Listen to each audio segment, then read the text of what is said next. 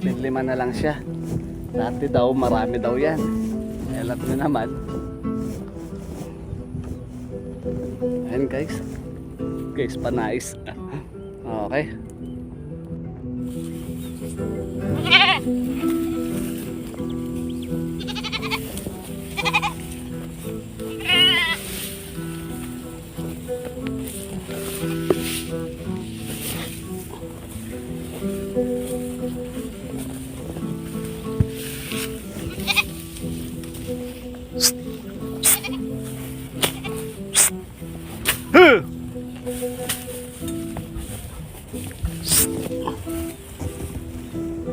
Uy, diretso na.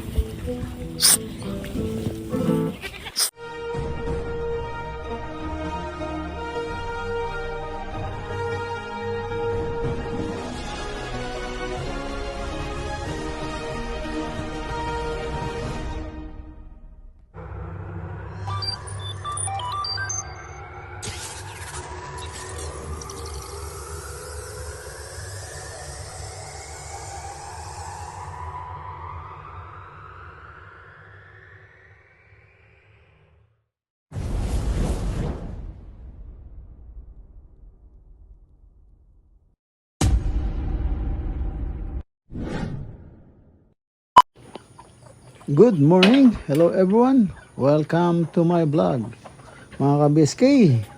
Ayan, magandang at mapagpalang araw po sa ating lahat. Ayan, good morning po. Ayan, bagong umaga, may bagong pag-asa. Ayan, dito tayo sa Joy's Farm at si Jolar, pinapakain yung ating mga livestock, yung mga manok at bibi, yan, pati kambing, yan, pinapakain niya. Umaga na naman at ito, pagkatapos siya magpakain ay kanyang tawag doon, bibilangin niya yung kung ilan ng buhay na mga nyug. Titignan niya kung merong namimirwisyo kasi kaya makita kung buhay lahat. Yan, bibilangin niya kung ilan ang natira sa ating mga dwarf coconut. Ayan, tinamnan natin yun ng 50 yata o 60. Titignan natin kung tama yung bilang pa. Tara, samahan niyo po kami at makita natin kung gaano na kalalaki ang ating mga nyug. Ayan. Malapit na yan kung sakaling maabunuhan ng maganda yan, mamumunga na yan. So ayan, samahan niyo po kami at ating bilangin kung ilan po ang ating nyug na natira. Update po natin kung buhay o may namamatay o kaya kailangan makita. Ayan, tingnan din natin kung dapat ipalinis natin para maabunuhan ng gusto para lumaki na ng tamang laki at mamunga na. Ayan mga ka-BSK. At ayan, pagkatapos ni Jolar magpakain ng mga livestock, yan, almusal muna siya. Pagkatapos yon, isa-isahin niya yon, titignan niya kung may namamatay o kailangan ng sprayan o kung samahan niyo po kami at ating bilangin ang ating mga coconut paikot sa ating farm. Tara po mga ka-BSK. Siguradong masukal ito, kaya ingat ka lang dyan, Jolar, at magbota ka. Mahirap na kasi masukal, kaya kailangan papalinis natin yan. Ayan mga ka-BSK, samahan niyo po kami itong maghapon na to. Maraming pong salamat dyan. At yan, abangan nyo hanggang sa uli kung ilan ng ating nyug at Pati na yung mga kambing natin, marami ng damo. So, yan, wala nang problema. Tara po, samahan nyo kami at para mabilang natin ang tama kung ilan ang buhay na ating mga nyog. Tara po. A few moments later. Ayan na. Ito po yung unang niyog dito sa may ating sa harap ng kulungan ng ating mga alaga. Ito po yung unang niyog. Medyo malaki. Ayan. Ayan po.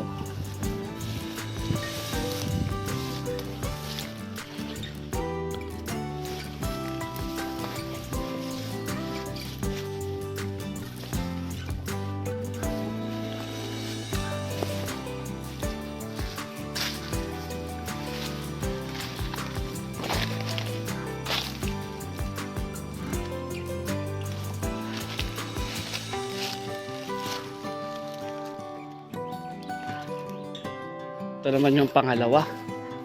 Ayan. Para mas malaki yung una, ano? Okay.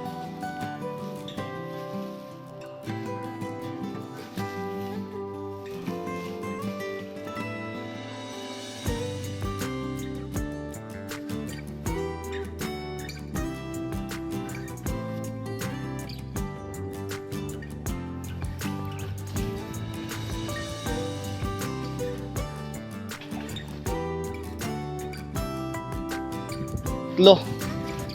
Ayan. Pangatlong niyog. Parang palit ng palit ah. Ayan. Ayan po. Uy, may katabi siyang saging. May puso.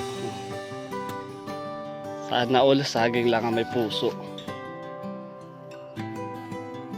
Okay.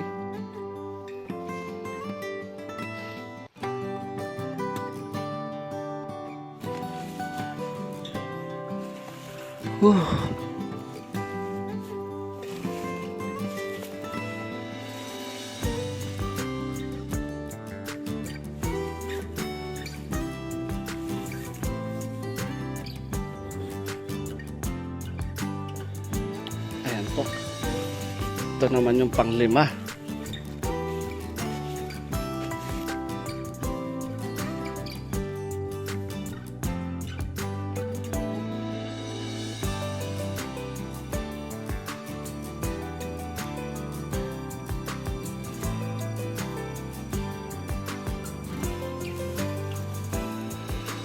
Lumiliit ah.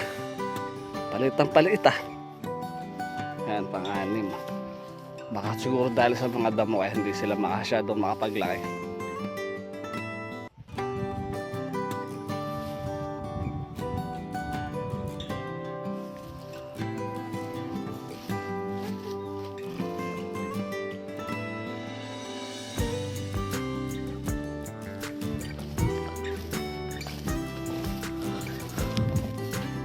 Ito naman yung pampito. Yan. Pampito.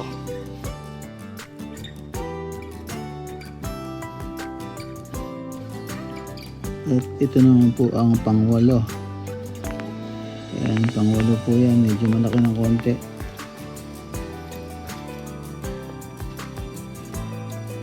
Ito naman yung siyam. Pang siyam.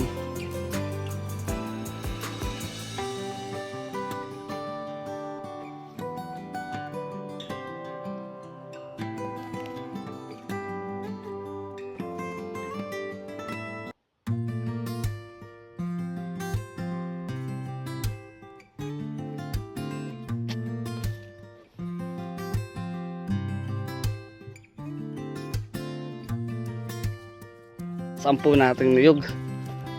Ayan.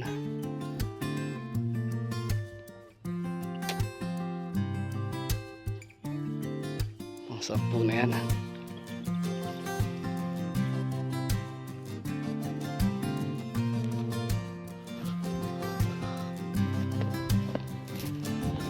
Ito ang 11. Hindi na siya lumaki. Bago pala siya lumalaki.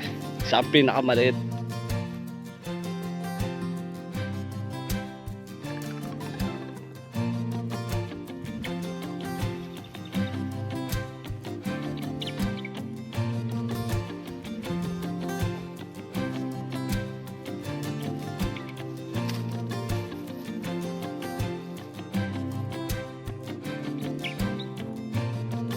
Yan. Ito naman po yung pang-12. Pang-12 niyog na to na nakapila dito sa ating gilid ng bakuran. 12.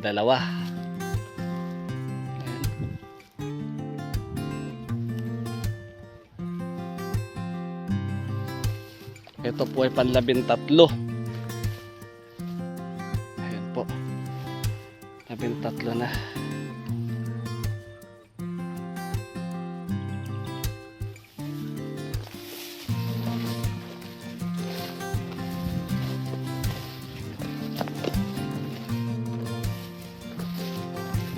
Uy, may pinakamaliit pa pala. Ito, pang-14. Pinakamaliit. O kaparehas lang ng ang 11. Ayan. Siguro kaparehas lang. Yan po yung pang-14 na niyog. Maliit pa siya.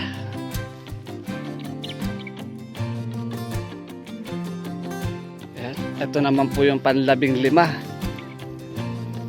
15 niyog.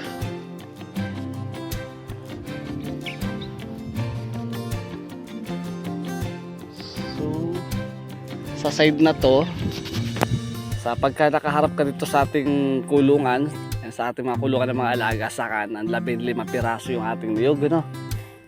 15 piraso. So wala na ako nakikitang niyog dito sa malayo. Hanggang dito na yung huli, dito sa kanan.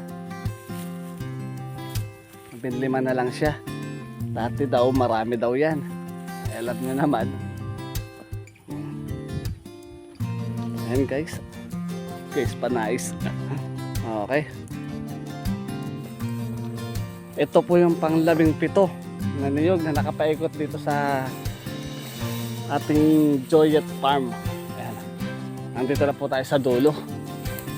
Sa dulo ng kanyang farm. Ayan po. Ayan po yung ating layo. Hiningal ako Ayan.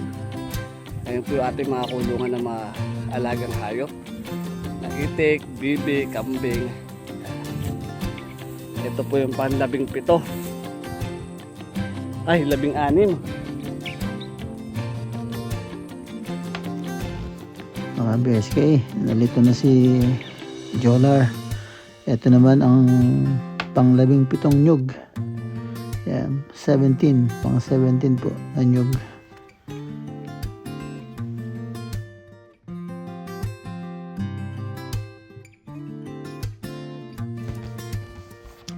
Ito naman po ang pang-18, 18, pang-18 po na nyug. Ayan, medyo maliit. Ayan. Ito naman po yung ating pang-19 na niyog. Masyado siyang maliit. Hindi naman sa totally masyado. Talagang maliit lang talaga siya. So dahil dito sa mga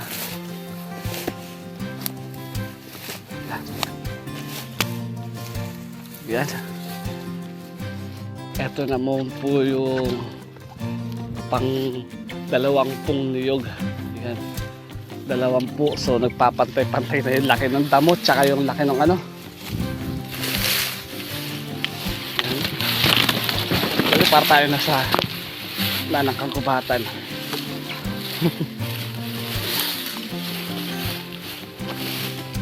Ayan siya. Ito po yung pang-20. Pang-20. Ayan siya. 20. Ayan. Ito naman po yung ating pang-21 na niyog. 21 na siya. So marami pa tayong bibilangin. Ayan, 21.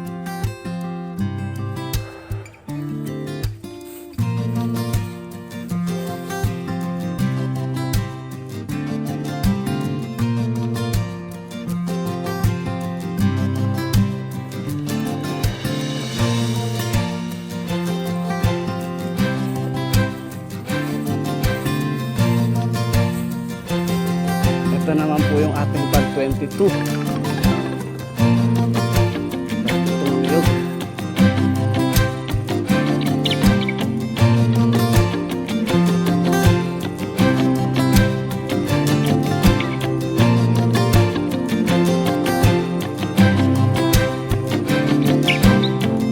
A few moments later. Ating tinutuloyan at sa ating mga kulungan. Ito naman ay pang 23 na niyog. 23 na siya. Yan.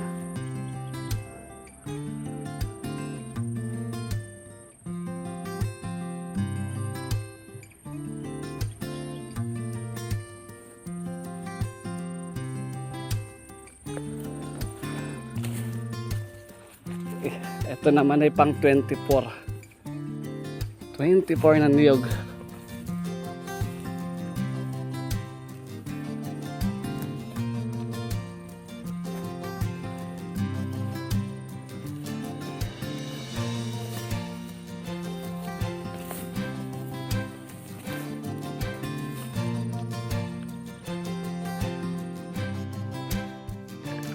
Meron pa tayong isang niyog dito, yung pinakamaliit.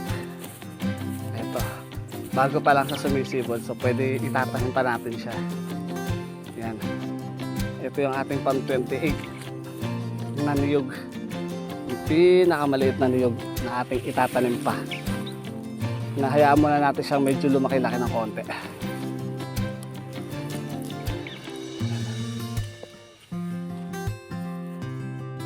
Ayan. Bali lahat 28. Yan yung mga nakapaikot na sa ating Joyet Farm. Nandito. Dito na tayo sa ating tinutuloyan. Tayo magpapahinga muna ng sandali. 346 minutes later. Ayan mga ka-BSK, tapos nagpahinga ni Jolar. Ayan, at nag-break time. Ayan, pumunta siya sa bukid at kukunin na yung mga kambing. Nakasoga dun sa bukid. Ayan, sa ating bukid. Ayan, yung pinanggalingan ng palay. Ayan, napakakapal na ng damo. Kaya sagana sa damo yung ating mga kambing. Kain lang ng kain. Ayan, yan, medyo hapon na kasi kaya isisilong na ni Jolar yung ating mga kambing. Yan, kaso nakalimutan niya, sinabi ko sa kanya pagtapos ng kumain at papauwi na niya, tanggalin na yung tali, iwanan lang yun sa liig. Kaya tanggalin niya na yung tali para wala nang hinahatak yung kambing, baka mapilayan pa. Kasi paswit lang yan, uuwi yung mga yan. So yan, nakalimutan niya at babanggitin natin ulit sa kanya. So yan, paswitan lang yun ng paswitan. Kasi hinahatak yung masisira pa yung mga yan, sweet potato. Dahil baka makawit nung hatak-hatak ng mga kambing, mabunot, may masira. So yan, sabihan natin siya. Ayaw niya tanggalin tali. Nervous, baka daw hindi umuwi. So yan, pinapauwi na niya yung mga kambing. Yan, ito mo, mga paswit lang, uuwi na yan. Tapos may hawak ka pang stick. Mabilis yan umuwi. Gusto sana natin training yung aso na magpa-uwi sa kanila. Kaso wala, yung aso baka lumibot yung isang aso natin napalo na sa kapitbahay. So hindi natin alam sinong gumawa. So yan, mga ka-BSK. Yan mga ka-BSK, dito na po muna at hapon na rin lang. At kita-kita tayo sunod na upload. Yan, shoutout po sa lahat ng aking subscriber. At sa aking mga bagong subscriber dyan sa may Barangay Luok, Pasiliyas ng Bales. Shoutout kay Romel. Yan, shoutout. At saka kay Maricel. Shoutout sa inyo lahat dyan. Yan, sige, dito lang po muna. Kita-kita tayo sa sunod na upload. Maraming po salamat dyan. Ingat po kayo. Saan po kayo naroon? Ayan, ingat po dyan. And God bless. Bye-bye, bye-bye. Gerald, Joral, bilangin mo kung tama yung iyong sinilong ng mga kambing. Kompleto na ba kayo? 1, 2, 3, 4, 5, 6. Okay. Kompleto na sila. Ayan mga ka-BSK, kompleto na raw sabi ni Gerald. Kaya bye-bye, bye-bye, bye-bye, bye-bye.